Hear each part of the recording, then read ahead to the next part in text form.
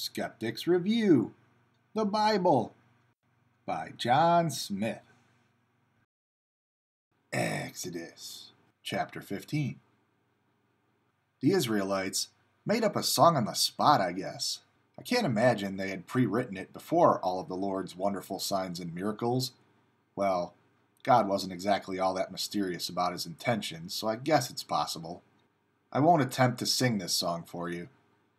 Maybe it has more of a rhythm and cadence in Hebrew, because it seems more like freestyle poetry to me, and I can't imagine putting a beat to it. I suppose I could just read the song aloud, like I've done in other chapters, but in this case, I feel like a summary is much more apropos. So here I go.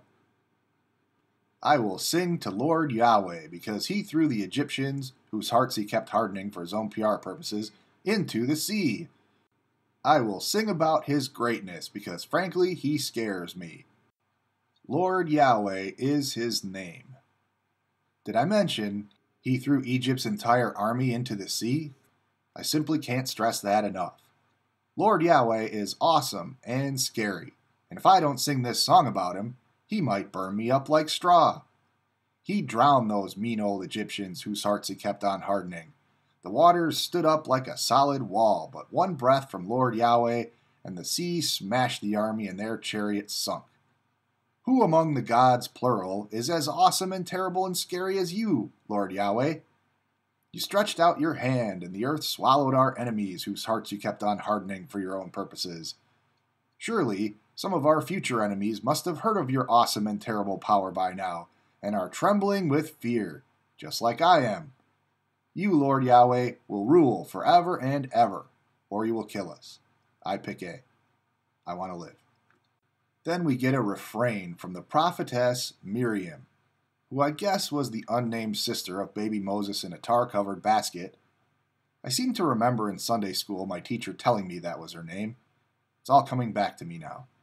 Anyway, Miriam plays a tambourine and dances and sledgehammers the point home some more that God drowned the Egyptians in the sea.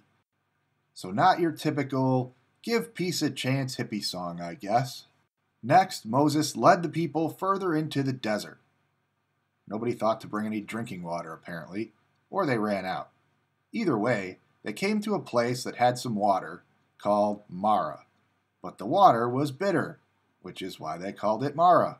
The people, who had just got done singing praises to Lord YHWH a scant few verses ago, grumbled, complained, and murmured because of that pesky thing called thirst. What are we going to drink? They asked Moses. So Moses prayed, and the Lord asked Moses a riddle. What rolls downstairs, alone or in pairs, rolls over your neighbor's dog? The answer is log. Sorry, I couldn't resist. So Moses threw the log into the bitter water, and it became drinkable, somehow. Don't question it.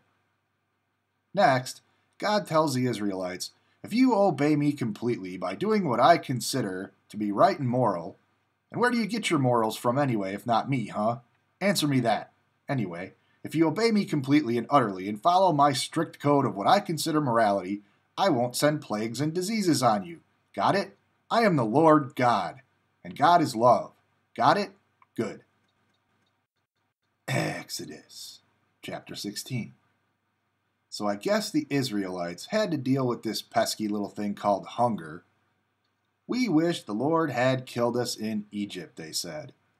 At least there, we could eat some meat, like baby lamb, and goat heads, and guts. Those were tasty. Stupid Moses. You brought us out in this desert to starve.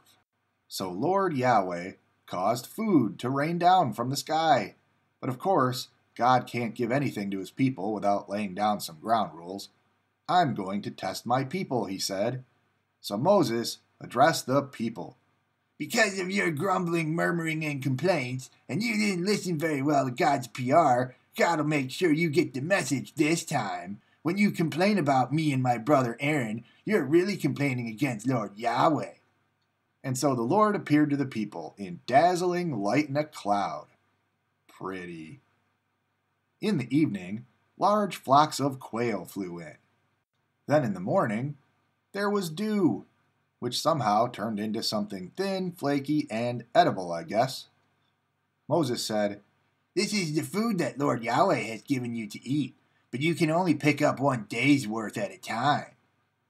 But of course, the people didn't listen, and their extra edible white flakes were full of worms the next day. Ew. That made Moses mad. "Stupid people, don't listen to me." On the 6th day, though, they did gather twice as much, since on the 7th day they weren't supposed to gather any, because even the worms rest on the 7th day, I guess. Moses told them, "Lord Yahweh is resting on the 7th day, and there won't be any white stuff on the ground for you, so go ahead and gather twice as much on that day, but only on that day." But the people had gotten in the habit of tuning out Moses, because he was such a poor speaker and had a really annoying voice, and went out to gather food on the 7th day, and there was no food, which made Lord Yahweh mad too. Stupid Israelites. They called the food manna. It was a small white seed and tasted like cakes made with honey. Moses and Aaron put some in a jar to keep forever. Weren't they worried about worms? Maybe it was a magic worm repellent jar. Did it have a lid at least? What's the shelf life of manna? Longer than Twinkies? Man, I haven't had a Twinkie in about 20 years or so. Can you still buy those? I gotta go to the store.